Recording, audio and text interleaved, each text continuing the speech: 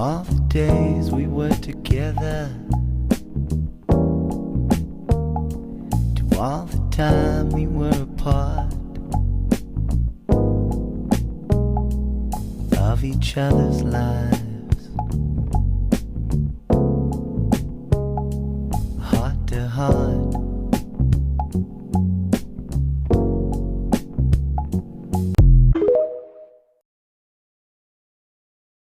I already want whatever this is. We should have open borders. Open borders is the only morally defensible position you can have. America and every country should give citizenship and assistance to any single person who wants it immediately without vetting. If you care enough to pick up all your belongings and move to another country to live there, you care more than anyone who was born in that country. Now, to be clear, immigration is good for an economy, and the United States alone has room for all the people who want to come. But any type of argument you're gonna make why it's logistically difficult, I don't care. Just do it anyway. Make it work, hire some people, build some things. I'm not saying you're a bad person if you're against open borders, you're just engaged in xenophobic nationalism. Oh my God.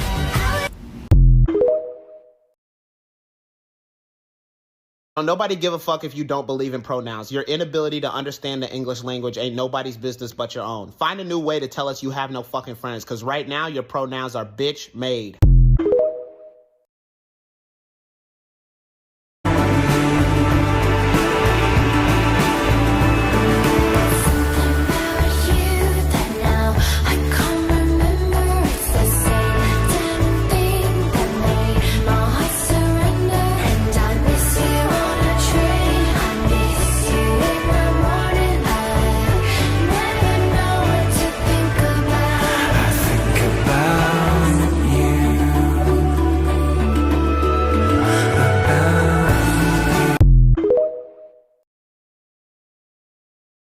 I'm 16 years old and have already sold more than 700 paintings worldwide. Hi, my name is Clara Woods. I had a stroke in the safest place in the world, my mom's womb. The stroke brought me lots of challenges that I'm overcoming, and one of these is to develop a career and live with dignity. Today I'm a professional painter. I can't speak, write, or read, but I understand English, Italian, and Portuguese. You can Google my name to know more about me or start following my world.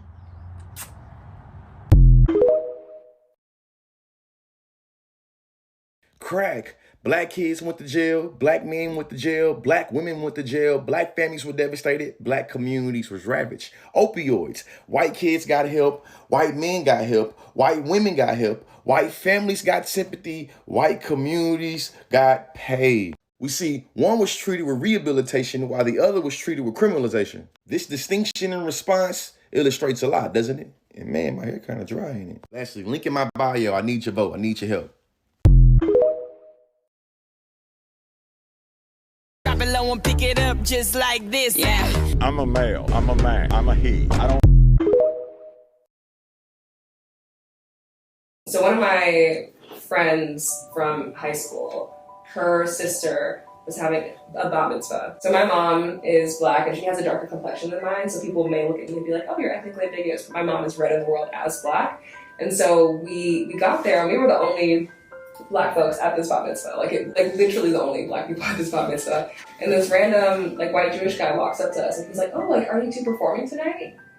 And I think at the time I didn't quite register what that meant, but because my mom was very graceful about it and she just kind of said, oh no, we're here, we're guests, here as well. We were dressed in the night, like everyone else, we were dressed up, so there was no indication that we were there to work. But basically he assumed that because we were the only black people there, we must be there in a service position. We couldn't also be guests. And that was whoa, especially when I'm a Jewish person in a Jewish space and I'm supposed to feel comfortable and I'm with my people, and then to have that kind of thrown in my face was, I think, my earliest memory of experiencing anti-black behavior in the Jewish community.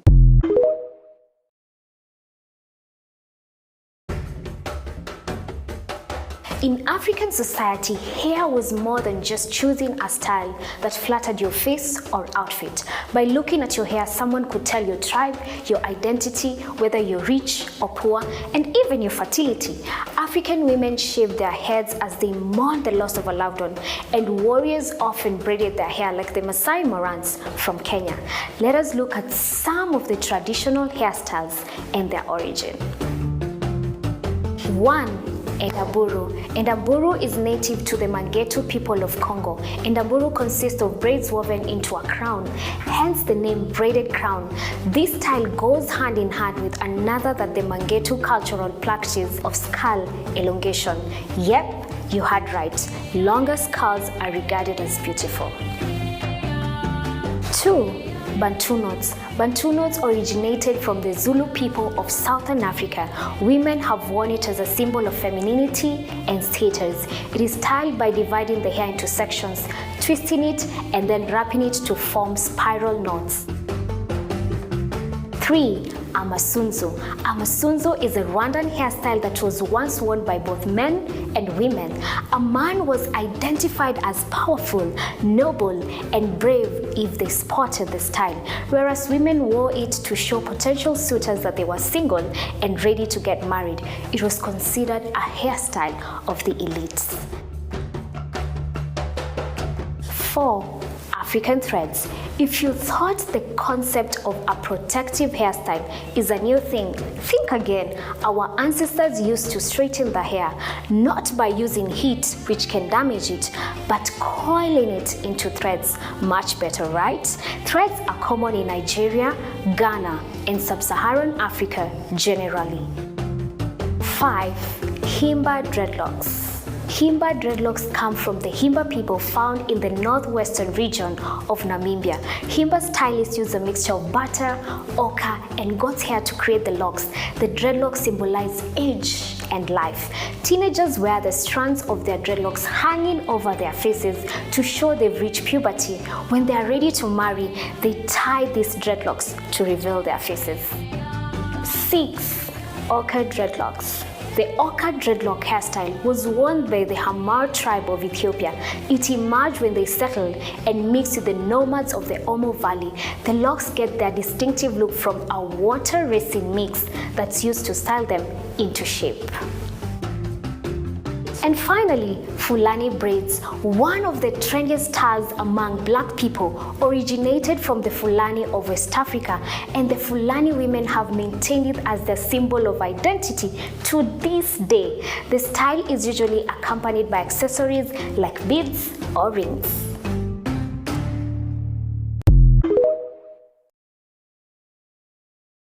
Conservatives can't do media analysis to save their... Yeah, that's fucking crazy, guy. Hey, check this out. 'Cause something's gotta go wrong and I'm feeling... Oh, that's cute. Hey, quick question, Matthew. Why do you follow so many underage girls on this app? Like, it's a lot. It's weirdly disproportionate. What's up with that, man?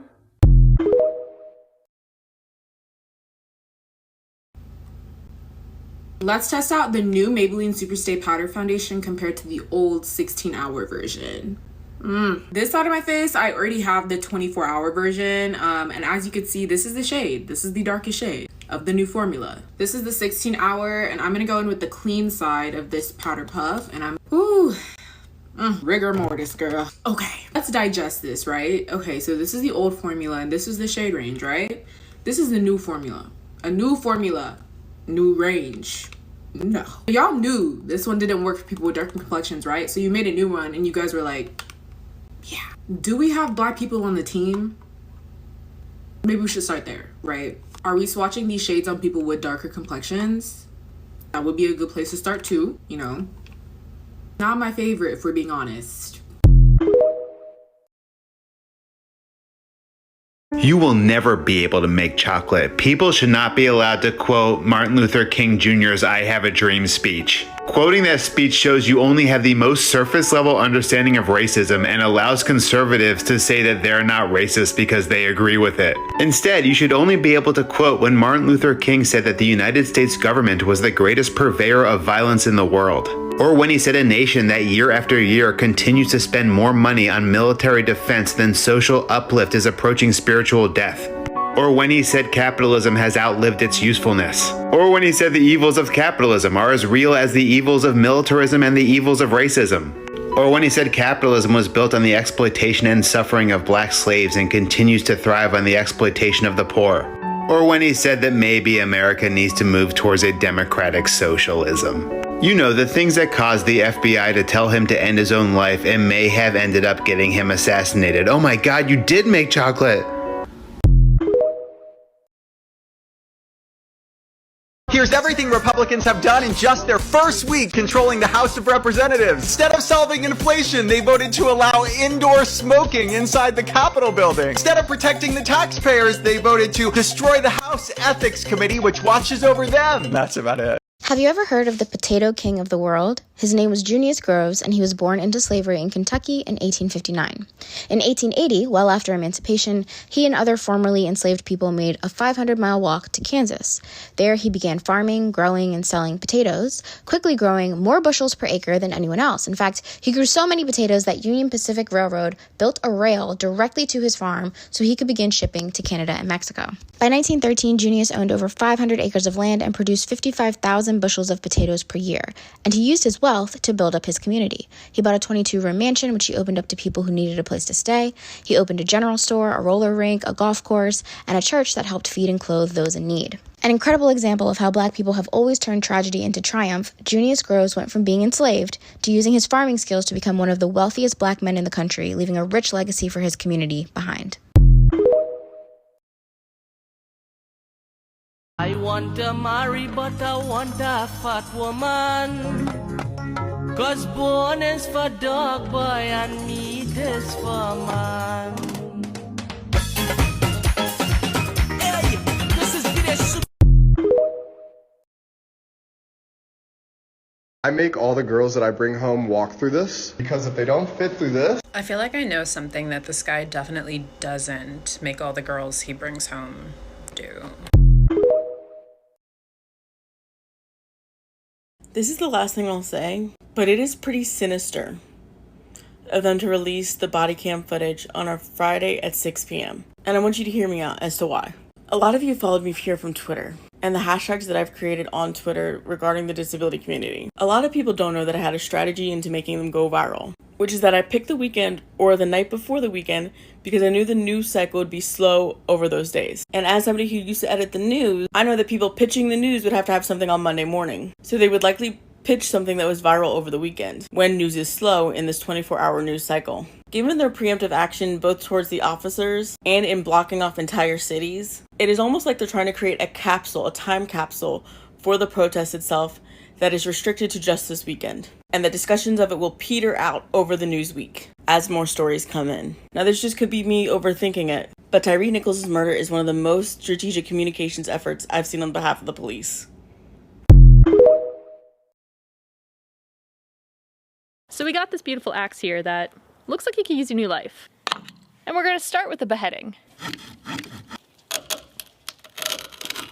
Perfect. So next we're gonna prep our hickory handle for some wine staining. And yes, I did indeed say wine staining. We got ourselves a nice full body blend. If anybody has had a sad, drunk, lonely wine night, you know how much this stuff stains. I'm actually just using a steel ruler for this. Cost me a whole toonie. I know, this is a pretty cool stick. So there's a bit of a glossy finish on the bottom part of the handle, which I think I'm gonna leave on for like a bit of a gradient. This is all just an experiment. Funny, that's exactly what she told me that summer. I should call her. Alrighty. What are we doing?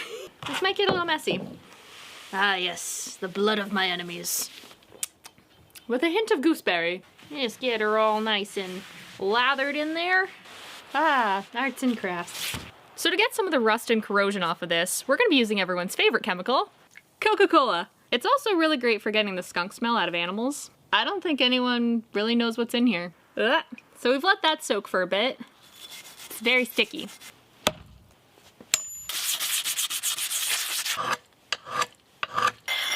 Just the right amount of pressure with those circles. We're gonna leave it at that for now. So now we're gonna Frankenstein this axe back. We gotta make sure that there's a wedge in there so that the head doesn't fly off. Looking good. Give it another polish. All right, let's give her a test. That'll do.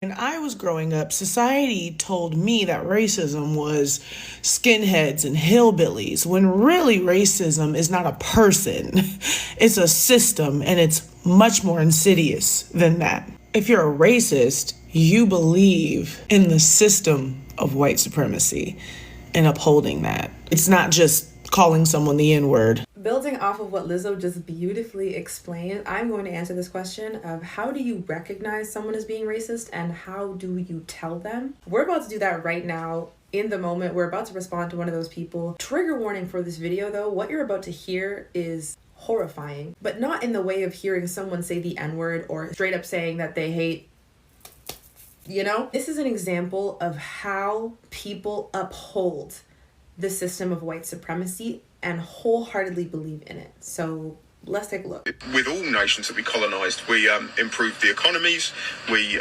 improved the standard of living, we introduced, like I said, formal education, modern medicine. So if you want to see that as us taking your culture and forcing ours upon you, then if that's the way you want to see it, that's the way you can see it. But the way I see it is it was just some home renovations. So I'm using this person as an example to show everybody that racism isn't always saying the N-word or saying I hate this group of people because of their skin. It is so much more insidious than that. When you are actively believing in and upholding the system of white supremacy, finding justifications for colonization and saying it was actually a good thing, y'all should be grateful for it. We taught you English, we brought you structure, these poor, helpless, savage black people, we saved them. That is white supremacy. So this is how you identify racist behavior. Is the person upholding and believing in the system of white supremacy, yes or no? That can be tricky sometimes because white supremacy is so insidious. It is embedded in almost every single thing. That's why I have resources in my bio where you can read books, you can watch movies and documentaries of things relating to race and racism and these systems of oppression. This person was responding to a video of my 92-year-old grandmother explaining how the British colonization of Trinidad forced her to abandon her own culture and forced her to assimilate. And that's just the tip of the iceberg. If you look into the atrocities committed by the British Empire toward the vast majority of the world, you would not be saying stuff like, oh, we were just helping. Y'all should be grateful. It reminds me of what it's like going to school in Canada and learning about Canadian history and being taught that it was just rainbows and sunshine and the Canadians are awesome. And we talk about Indigenous people and we're like, yeah, we were helping them and we worked alongside them. We didn't learn about residential schools. We didn't learn about missing and murdered Indigenous women. That was intentional. In terms of how to tell someone they're being racist, that's gonna be a whole other video because it really depends on how much energy you have. Like today, for example, I have the energy. I have the energy and it brings me so much joy and satisfaction being able to put one of them white people in their place and also use them as a teaching moment for other people. That's what I do here and that's what I love. But other days I don't have the energy. Straight up, I do not have the energy and I just scroll by, I ignore it and whatever. The fact that we're going into Black History Month is another reason why I'm like, you know what? I have the energy. This month I have energy. So step one, determine whether or not you have the energy to even address it. Stay tuned for my videos this upcoming month because we're going to get into all this stuff. So hopefully this was helpful and I do not care. It's January 29th. Happy Black History Month, y'all. Let's get into it this month. Let's get into it. Shit like this brings the movement down. Everyone's a feminist until there is a spider around.